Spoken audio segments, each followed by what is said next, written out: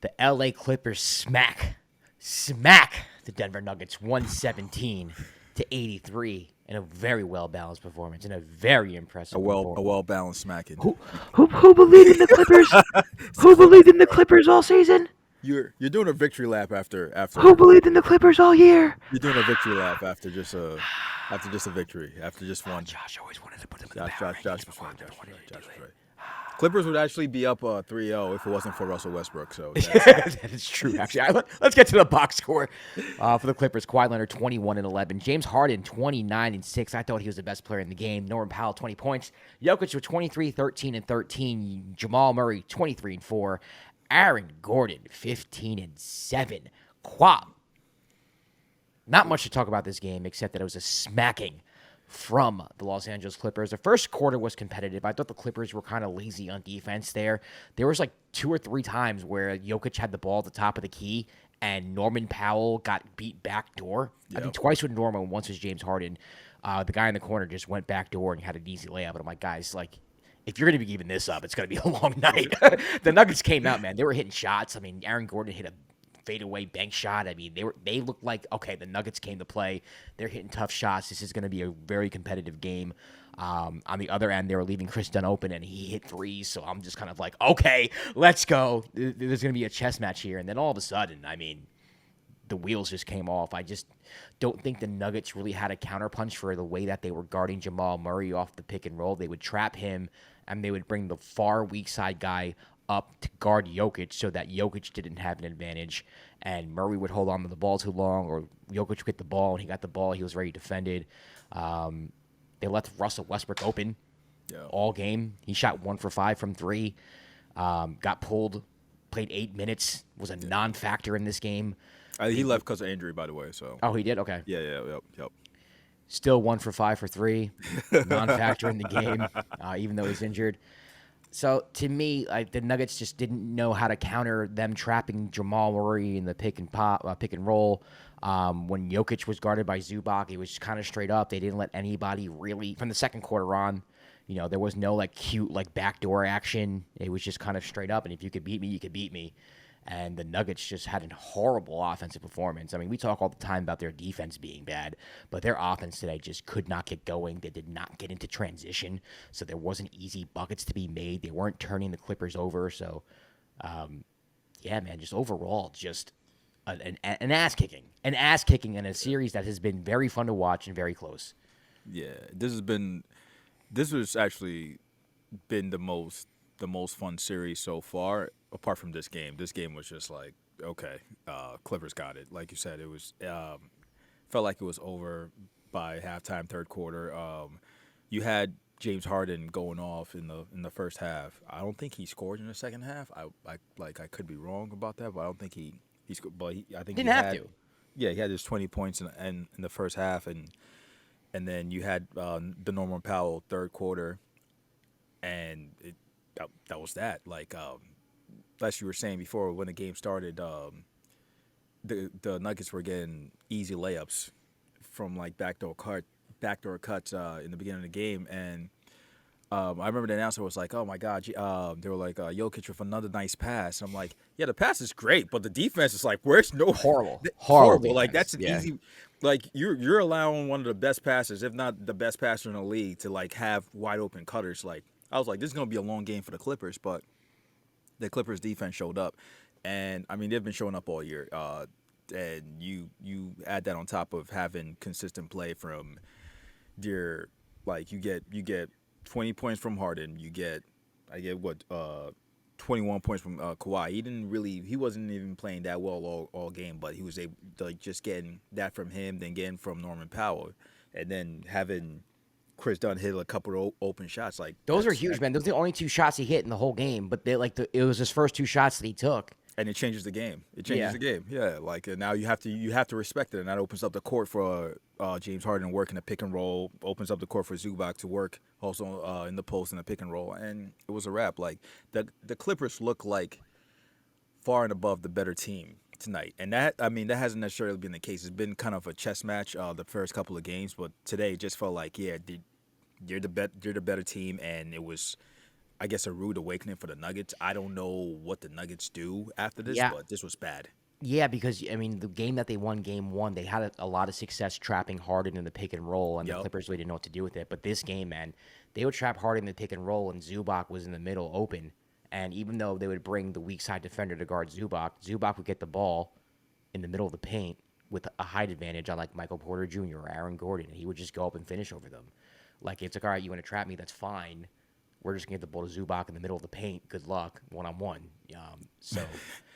And then And Harden he's been and Zoo has been fantastic all year. Like fantastic all year. Like yeah, the yeah, trap didn't bother the Clippers today, at all. and it was a nice adjustment made in game one, but it feels like Ty Lue and the Clippers kind of figured it out.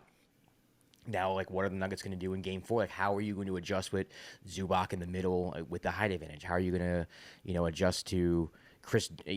I assume they're just going to make Chris Dunn beat him again, to leave him open, like 2 passes away, make you beat them. Every time Kawhi had the ball in the post, they doubled, but that didn't happen too often.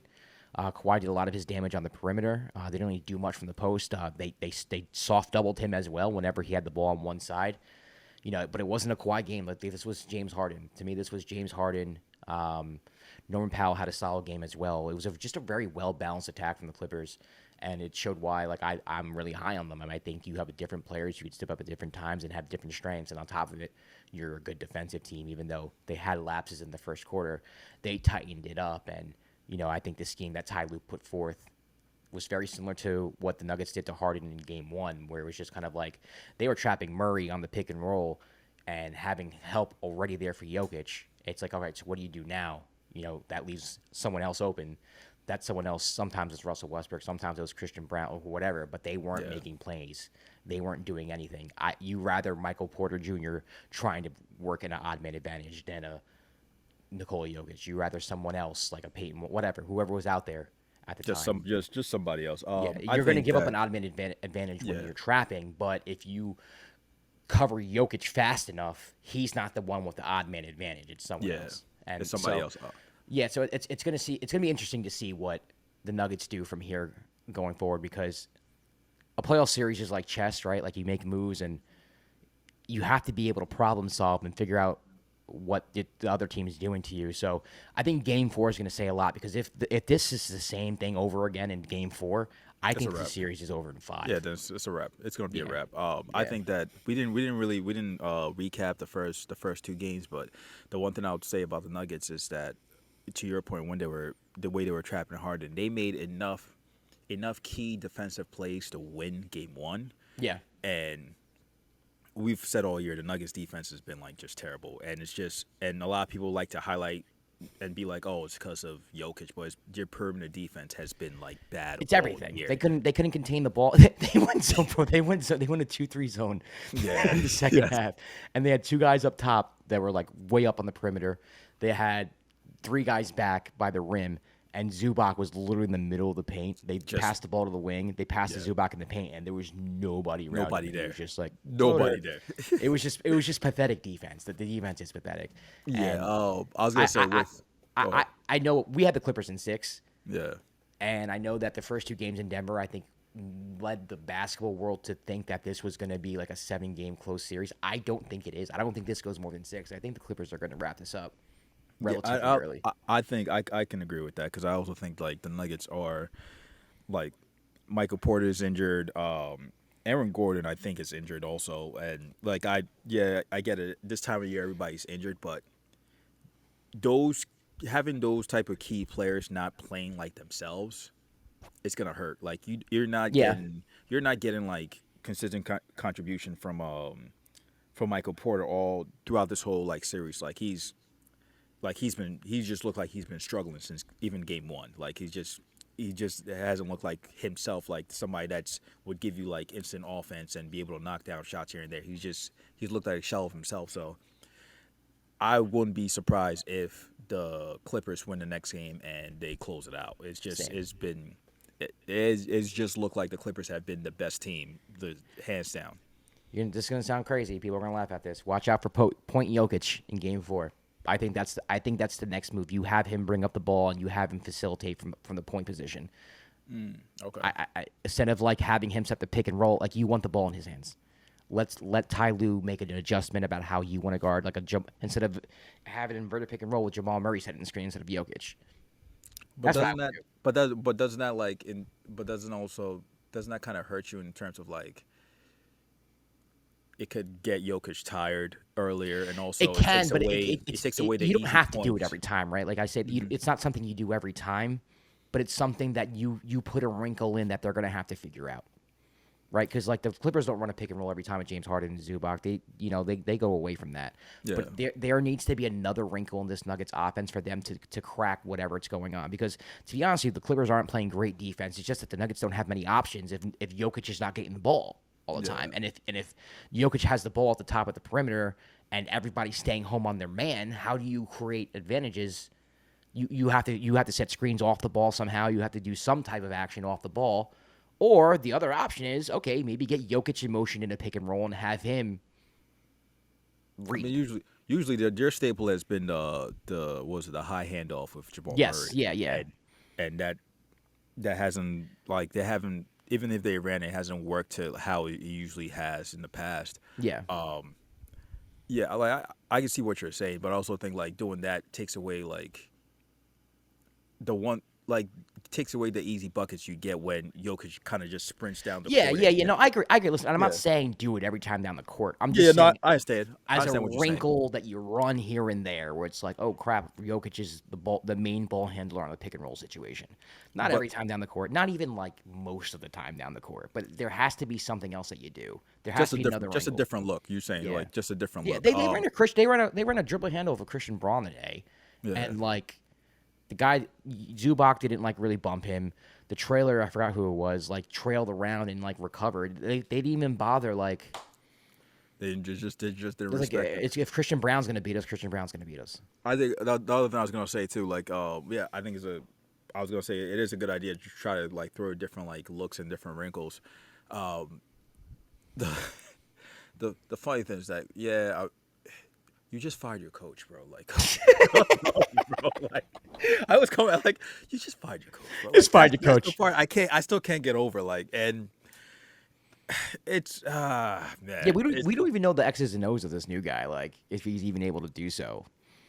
because it's hard to implement a whole new not a whole new system, but like it's hard to implement like different wrinkles in such a short amount of time with Right, you kind of lack go. of You have to go with like practices. a templates in your system already. Yeah, like Yeah, I when you get it. know what you're used to, at least like with Yeah. I guess with Michael Malone, you could have been like, well, we can look back. We remember when we did this back in the day and it worked. Right. Let's go, but let's try that. Now it's kind of like, hey, we're gonna do this, and I mean, good luck. I mean, yeah, it's the playoffs. You're definitely gonna try stuff. So I mean, you have to just to give it a different look. Like you said, it's a chess match. So maybe they'll come out with some we haven't seen the next game. They have to, and they have to try to give like defensively. They have to pick up the effort. Just sometimes like I get it with you make mistakes on defense, you're not paying attention. But sometimes when there are certain plays that happen, I'm like, you just not trying. Like Right, this man just walked down the middle of the lane and just took a layup. There's a lack of effort. There's a lack of activity.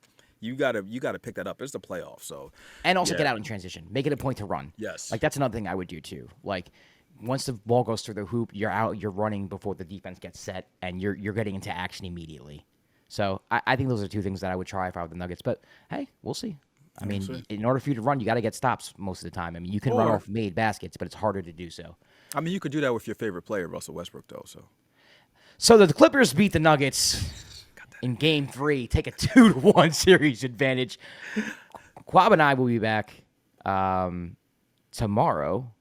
I don't even know who plays tomorrow. Oh, the Lakers Timberwolves. We also are filming a couple episodes with some very special guests, so stay tuned for that as well. Until then, we'll see you. Actually, you know what? Follow us. Subscribe. If you're not followed us, subscribe. If you made it this far into the video, you like us. So subscribe. Thank you very much. Follow us everywhere at the Time NBA. I'm Josh Rodriguez at Josh_Rodriguez_. He's Kwab at Kwab AKS. We'll see you tomorrow for another episode, another recap of the Dime. Peace.